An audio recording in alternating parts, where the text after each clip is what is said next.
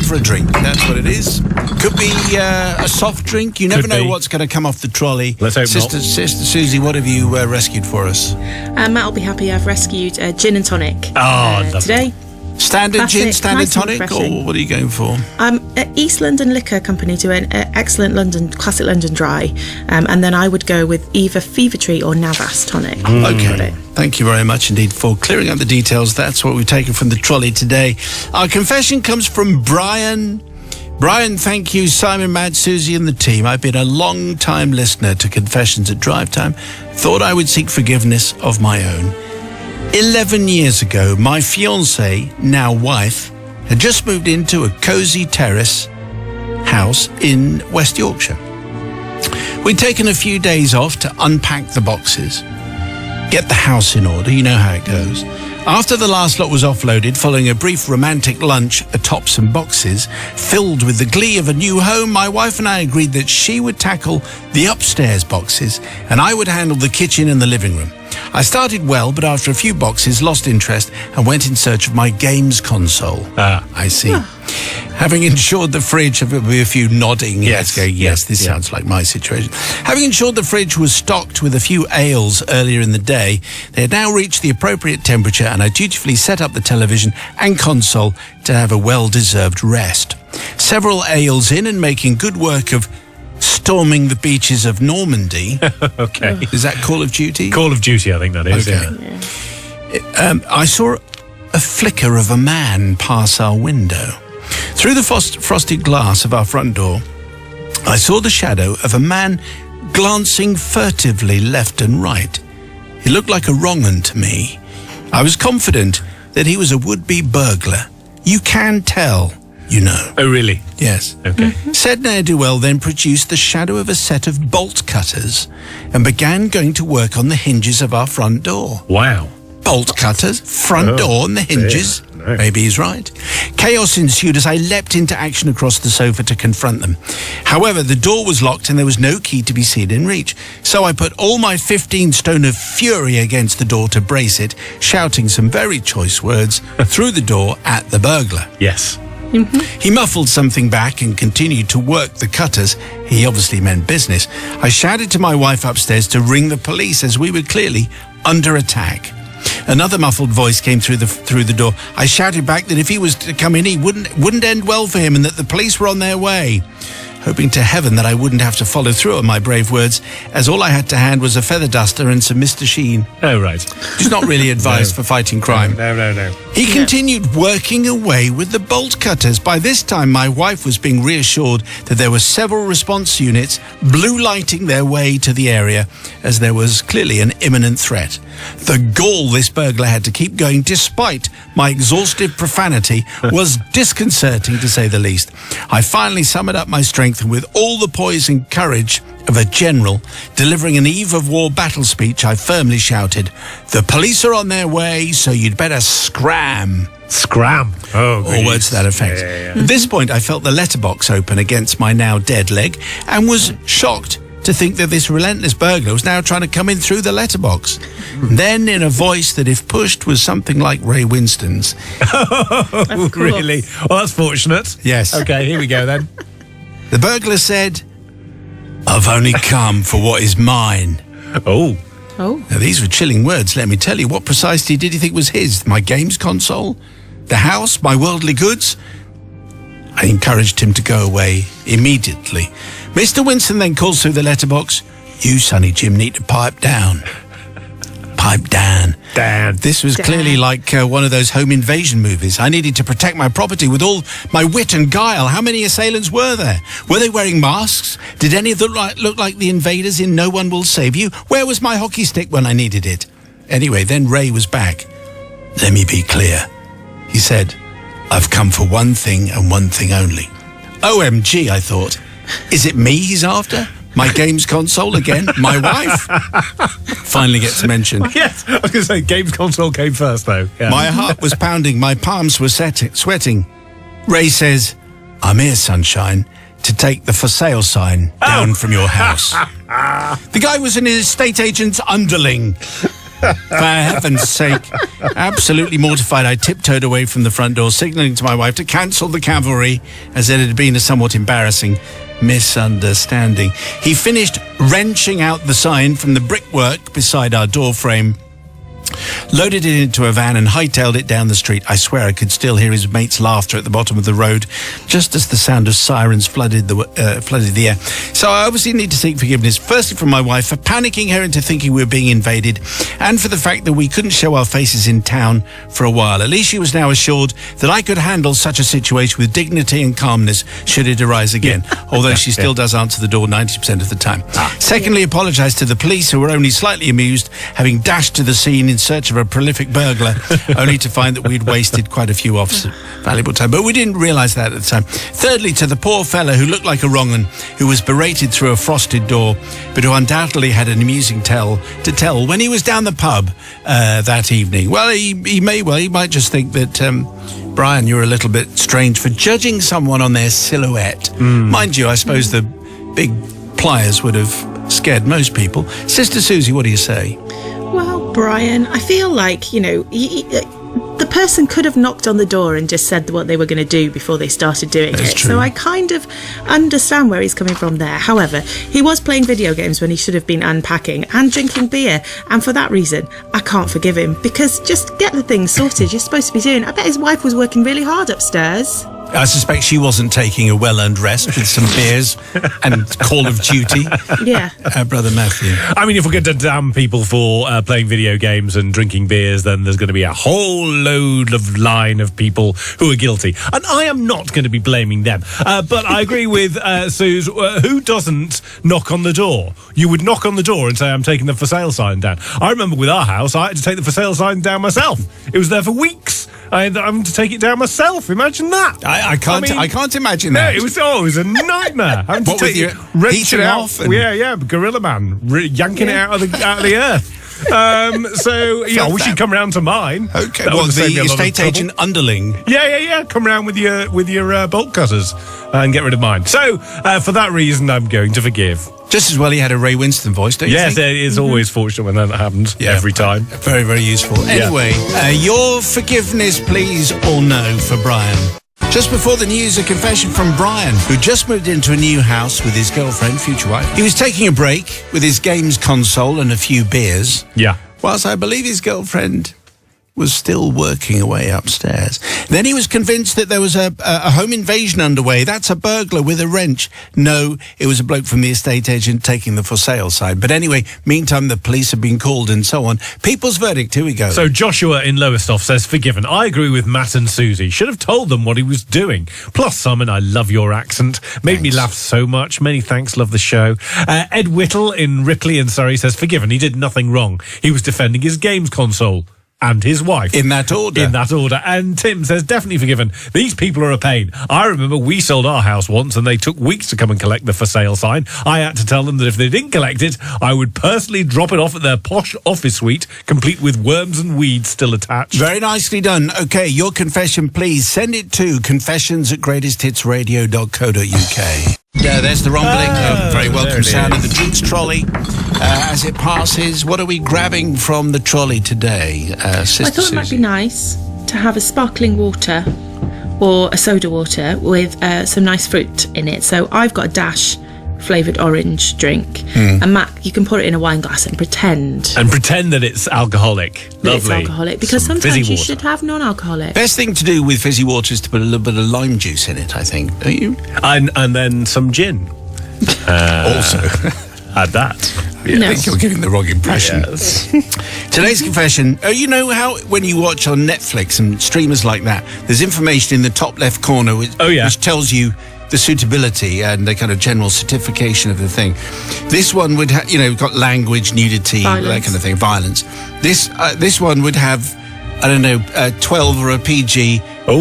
Contains bawdiness and that kind of excellent toiletry business. Hello. It comes from James, not his real name, I believe. Father Simon and the Confessional Collective, I'm writing to seek forgiveness for a romantic misadventure that happened when I first moved to Leeds for university in 2016. I'm now rapidly approaching 30 years old. Imagine. with a wife I love very much. My wife adores your radio and podcast show, and while a lot of my friends know this story, my wife has no idea about it. Oh, really? So part of me hopes she hears this story on your show and laughs, so I can rest easy knowing that if it were to be mentioned by a friend, I can remind her that she did find it funny once. Okay. So that's a slightly contrived setup, but that's where we go. So obviously we're in dodgy territory. I was a very green 18-year-old on Freshers' Night, out with my new student accommodation mates. With a lethal cocktail of hormones and alcohol, I was dancing away, trying to catch the eye of another fresher of the opposite sex. As the night drew to a close and the sea's fish population grew increasingly endangered, a very friendly, equally intoxicated girl, who we'll call Amy, asked if I'd like to buy her a drink. Of course, I said, probably a little too keenly, and off we staggered to the bar where after a very lengthy wait, I ordered her a double vodka and orange juice. By the time it arrived, she said, "Oh, I don't want that now. You have it. I'll order us a cab." To which I thought, great. Having never tasted vodka, I took a sip and was repulsed. But being a skint student, I didn't want to see it go to waste, so downed it in one. So as not to linger on the taste. This is only going one way. Before I knew it, the taxi dropped us off at her house in Headingley. It was an old terraced house with 4 floors that had been converted to hold as many students as possible. We've all seen places like that. Definitely. Amy led us down some steps to the basement level, where we walked through a kitchen full of dirty dishes, down a darkened corridor. Oh, student life. Yes. Past what I assumed were other housemates' rooms and into her own. At this point, the vodka orange hit me, and the next thing I knew, I'd woken up in the pitch black darkness with a very full bladder. I quietly climbed out of bed, still rather wobbly, and blindly felt around the walls for a door handle. I didn't want to turn the light on and disturb my new friend, partly because I couldn't remember what had happened, whether it had gone well or not, and partly because her Oh, come on. partly because her name had also been lost to the vodka and orange. Oh my goodness. Eventually, I found my phone and used the screen to light the way to a door handle. At last, I was out of the room, but now faced a darkened hallway where any door could either be a bathroom or an angry housemate. Yeah. As my bladder was ready to burst, I remember we came through the kitchen, so I headed for the sink. I found the kitchen sink full of dishes, so I carefully took them all out, did what I had to do, ran the tap, student life, ran the tap for a couple of seconds, and then placed the washing up back in to cover my tracks. Okay. I stumbled back through the darkness into bed, leaving the house spotless and my bladder empty. In the morning, I found myself rudely awakened by Amy and an irate housemate. "Did you spend a penny over my house?" Not exactly what she said. Anyway, she snapped those words, and it wasn't radio-friendly language. "Of course not. Who would do that?" I said. But I couldn't say no because I did in the sink. Could I? Couldn't say that. "Someone else has done it," her housemate said. Anyway, they walked off, mentioning that it must have been one of the other housemates' visitors, at which point I knew I'd better get out of Dodge. Still worse for wear, I gathered my belongings and snuck out down the corridor and through the kitchen to escape. As I passed through the kitchen, I glanced at the sink full of dirty dishes that I'd left in there a few hours earlier, and it was then I noticed that under the dishes was one of those old-fashioned plastic washing up bowls. The dishes had been soaking overnight in some very odd-looking water. Oh. I hadn't noticed the bowl, you see. I walked out of the door and never looked back. Some years later, I served Amy at the local student union bar. Thankfully, I wasn't recognised.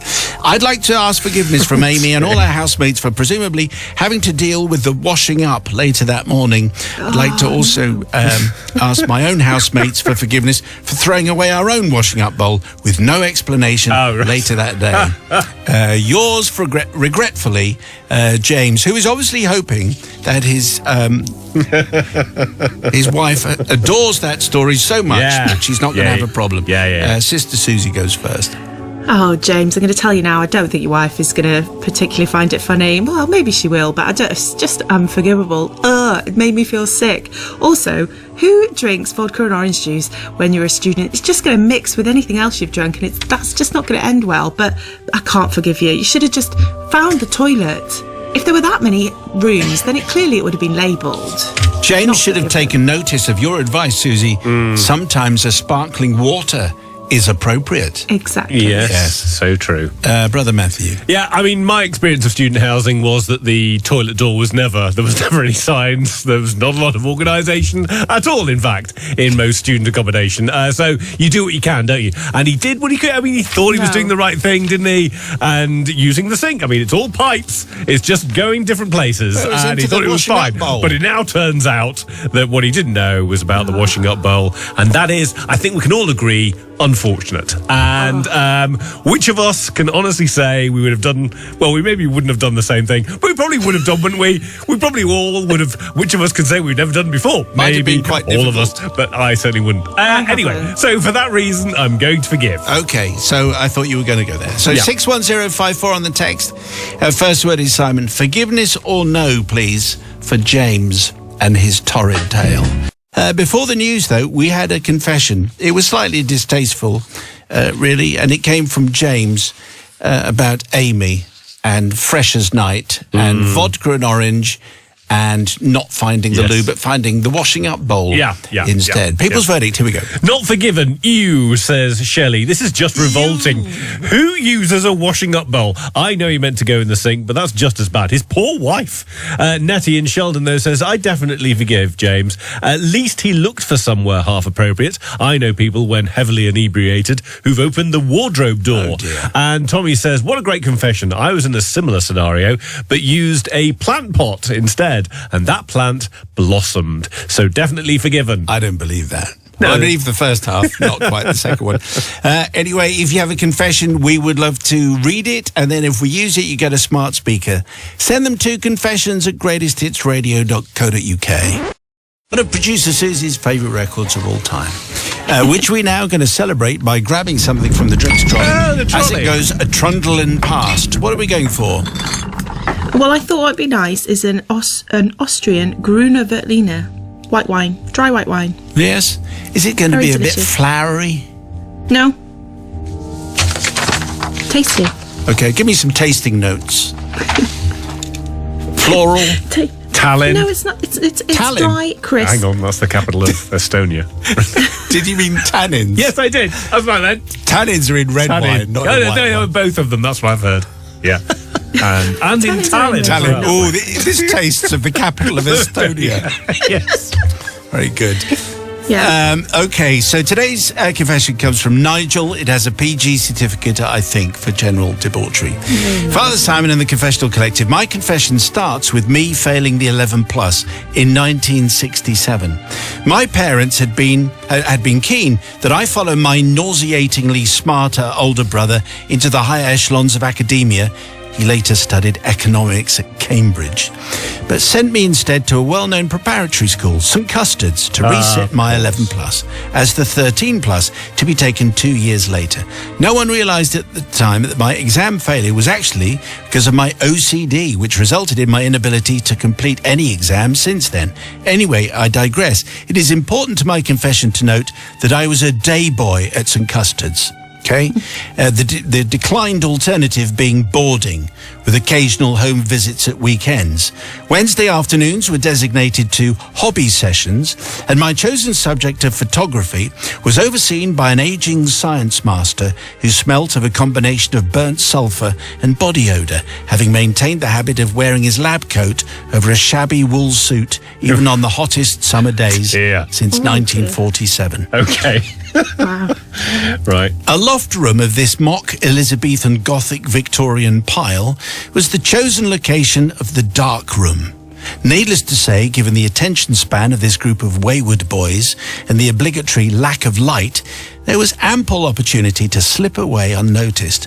Ever curious, I discovered behind a worm-ridden crumbling wardrobe, standing in one corner of the darkroom, a small culvert at floor level in the otherwise solid wall that naturally required further investigation. Very good. Feeling emboldened by my closest crew and oblivious to the myopic attention of Mr. Shabby, I wriggled into the void, encouraged by a dim light beyond the metre or so length of culvert. The space opened up, and I encouraged my mates to follow. "Come on, chums," I said reassuringly. We proceeded to crawl tentatively along the beams, keen to avoid stepping onto the ceiling boards either side. The dim light had been coming from a large glass atrium-style dome in the floor of the attic. I later figured that the dome had originally been lit from glass panels in the sloping roof above, and which had many years before been replaced by tiles. But anyway, time was running on, and I was getting nervous. Realizing the precarious nature of my indiscretion, I reluctantly beckoned to my chums that we should slip away. Back in the dark room, our absence not noticed at all by Mr. Shabby, but some of the other boys, being boarders, all vowed that they would return that night. I clearly caught my train home as usual, eager to have first-hand reports of the night's events the next morning. So, the next day, at assembly, Mr. Grimes, our black gown-wearing, cane-swishing tombstone of a headmaster, was in a particularly somber mood, and my partners in crime were nowhere to be seen. If other boys knew anything about anything, they were not letting on, presumably for fear of reprisals. Clearly, the school wanted to bury whatever had happened the night before, because my chums had obviously been caught in the attic and were now doing some awful penance beyond the retribution of embarrassed parents. You see, it turns out that the hidden dome was above the room of Miss Bergstrom, the games mistress. Oh, dear. Oh, dear. Who, amongst her many skills, could spot children in the roof when needed. Well, yeah. Good for her. And this she had done. As a result, the dark room was sealed off, declared off limits, and the matter was not spoken of ever again. I seek collective forgiveness, not for betraying the seemingly innocent dignity of the heavenly Miss Bergstrom, the games mistress, but of the boys I led astray who suffered untold scarring at a most important developmental time in their lives, with potentially dire consequences that they probably carried with them into their adulthood.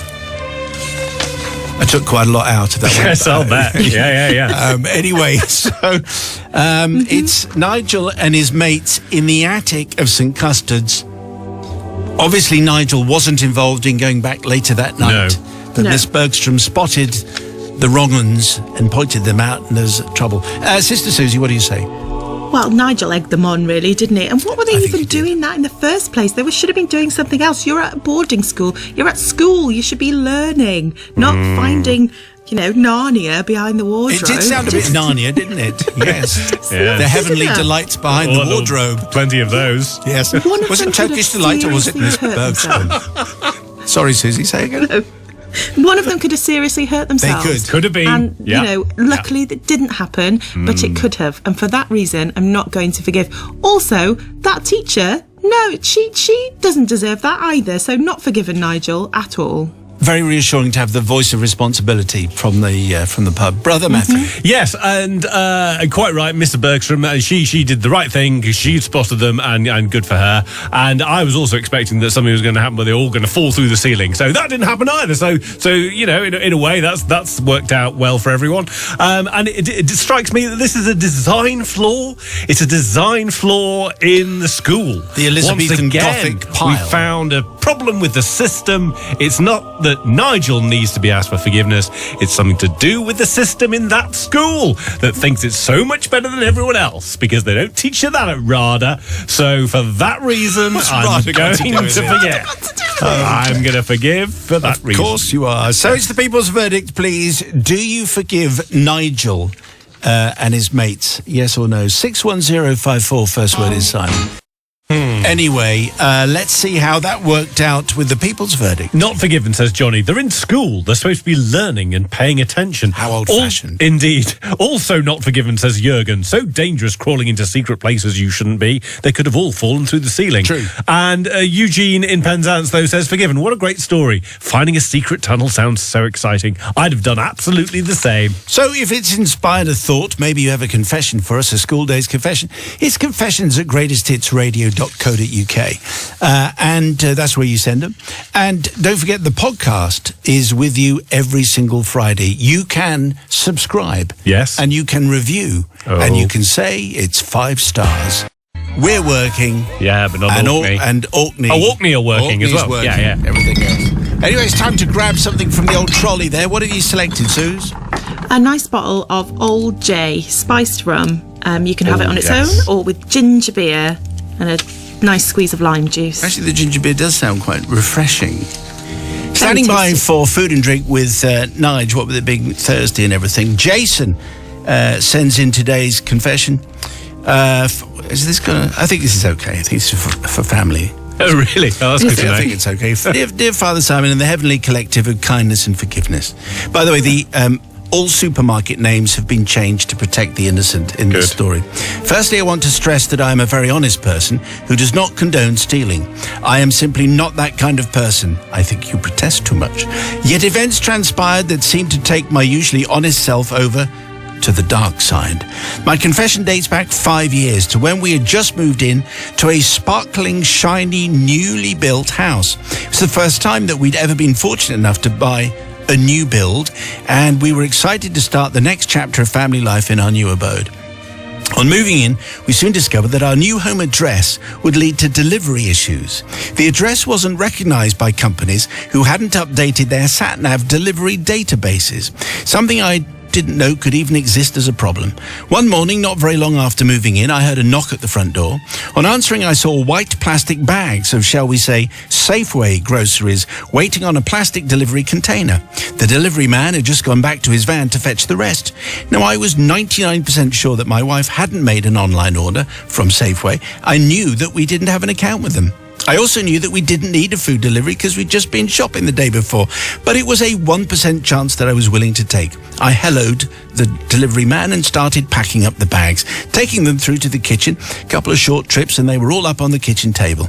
I returned to the front door, signed where the delivery man wanted, and wished him a good day. On closing, I shouted up the stairs to my children, "Girls, put your coats on and shoes, quickly please." I heard the girls coming down. And as I felt the outside temperature for all the bags on the table, "I didn't know we were going out, Dads?" questioned my girls. Any bags that felt cold were opened and their contents placed in the fridge or freezer accordingly.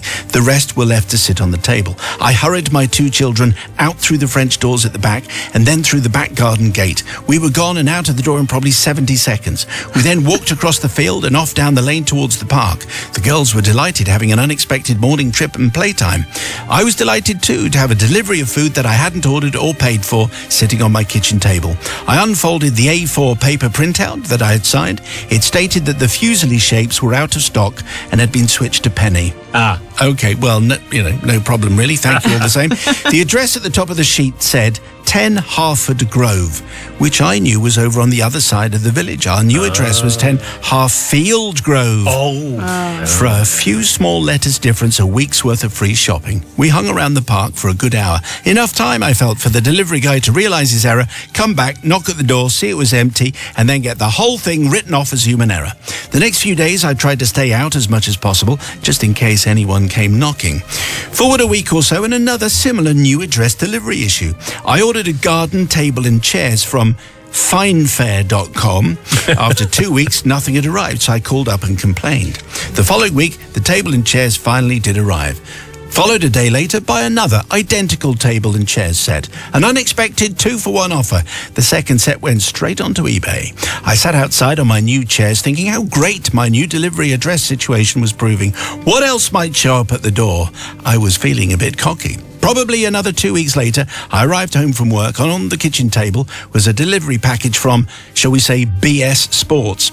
Ka-ching, I thought. Here we go again. Some more freebies. Someone's got their delivery addresses in a mix. How I love this new build house. I opened the bag and discovered 2 men's t-shirts. I got them out and had a look. Both Nike, one blue and one grey. Both in a man's size large. Perfect. I was a size large, and I could always do with some new t-shirts. I tried them on. I figured that the grey one was the better of the two. Delighted, I made a coffee and sat down after a busy day. When the doorbell rang, I answered and found one of my new neighbours from across the road. He'd received a delivery note. It stated that his package had been left at 10 Harfield Grove. Father Simon, it was an embarrassing conversation. Oh, dear. I had to take his grey Nike T-shirt off and put it into the bag right there in front of him. In front of him? In front of him. I stripped off in front of my neighbour. I felt the shame burning through me. It looked as though I was trying to steal his clothes. I guess I actually was indeed you trying were. to steal his clothes. But it was much easier to do this from a faceless company that would never catch me. It was a whole different thing when it's your new neighbour a few houses down. Sadly, our moving in delivery freebies came to an end that day. Father Simon asked forgiveness for my 2 months of criminality. Despite what transpired, I really am a very honest person. Yes, you've made that point, Jason. I promise I learned my lesson that embarrassing afternoon. I occasionally see the neighbour and always try to look the other way and pretend not to have noticed him. The shame and embarrassment still stings to this day. Well, you say that now, but a life of 2 weeks of crime is what you're confessing to. Dishonesty, rank dishonesty. I know where Sister Susie is going to go on this one. Jason, I think, you sound like you weren't very sorry at all until it came back and bit you on the bottom, didn't it?